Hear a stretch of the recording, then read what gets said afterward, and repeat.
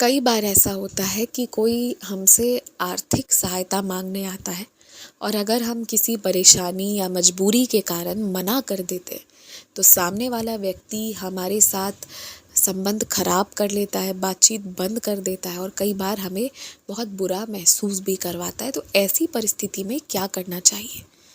पहले तो एक बात आप जान लीजिए, वो जो आप उधार देना या नहीं देना था ना, ये आपका अधिकार था और आपने चुना कि आप देंगे या नहीं देंगे।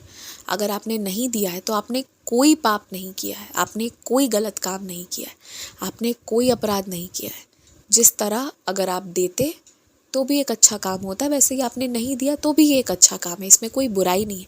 ये पहले हमें खुद को समझना और समझाना बहुत ज़रूरी है।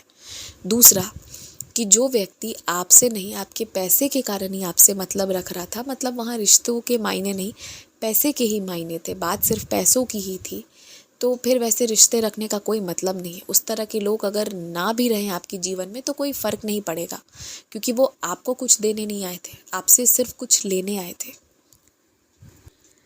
और ये बहुत ज़रूरी होता है कि आदमी जिसे उधार दे रहा हो बहुत सोच समझ कर देना होता है। ये फ़ैसला बहुत बड़ा होता है, क्योंकि उधार देते वक्त तो आप हैं दाता, सब कुछ आप हैं।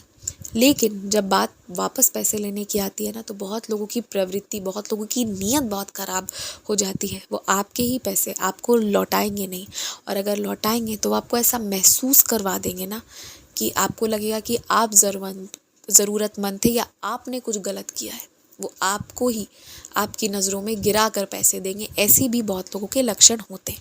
तो ऐसी परिस्थिति में अगर आप उधार नहीं दे रहे हैं तो आप गलत नहीं कर रहे हैं, और इसके बावजूद यदि कोई आपके साथ दुर्व्यवहार कर रहा है तो आप वैसे लोगों से पीछे हटिए। उस तरह के लोगों के बारे में ज़्यादा मत सोचिए, और जितनी बार मन में ख्याल आए कि आपके उस व्यक्ति से रिश्ते खराब हो रहे हैं ना, उधार नहीं देने के कारण, या वो रिश्ता टूट गया है, उतनी ही बार अपने आप को ये भी याद दिलवाइए कि अगर आपने दे दिया होता और अगर वो पैसे चले गए होते, उसके बाद आपका क्या होता? अगर आपको आवश्यकता पड़ती तो वो व्यक्ति क्या करता? और ये भी याद करिए साथ ही साथ कि वो पैसे कितने मेहनत के पैसे, चाहे आपके खुद के कमाए हुए हैं या आपके माँ बाप, पति पत्नी, भाई बहन, किसी के भी हो, कितने मेहनत के हैं, और वो मेहनत के पैसे यूं ही चले गए होते तो उससे बड़ा नुकसान कुछ नहीं हो सकता था।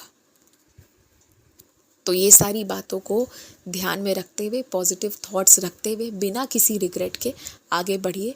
जो व्यक्ति आपसे नहीं, आपके पैसों से मतलब रख रहा है, उधार ना देने पे ही रिश्ता तोड़ देने को तैयार है, तो उससे दूरी आप खुद भी बना ले तो वो बेहतर होगा।